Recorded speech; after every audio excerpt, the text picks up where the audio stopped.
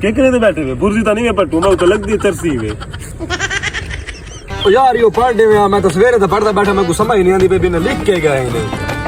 अच्छा पढ़ देना मैं तो सिर्फ 4 दिन समझ आती है दिया सारा फारसी जबान को लिखा पड़ा है। हाँ देखो क्या कुल पढ़ा है मैं तो सिर्फ 4 दिन समझ आती है। करो करो करो करो करो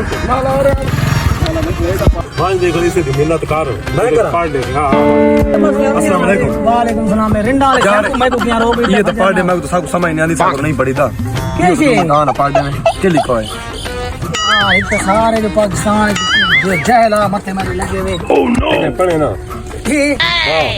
लेना ती वे हाथे ये ओके ये ही बेटे लंबी रे ये कल्लू ये लिखा खड़ा है 4 हाँ मतलब 4 किलो नो मटर। यार ये सब समझ आती है ए दसा ए पढ़ी बैठे वे हाँ ए ही वे लाला बेसीन ते बात ये छोटे जी ठीक है तलवार वाली पत्ती समझ नहीं हाँ ए वे दाल है वड्डी ये पे माकूफ बीच पत्ती घात 4 किलो मटर तलवार वाली पत्ती घात। अच्छा ये टोटल करके बन सी कैसे यार टोटल करके थोड़ा सालन बाड़ पो टाइम दा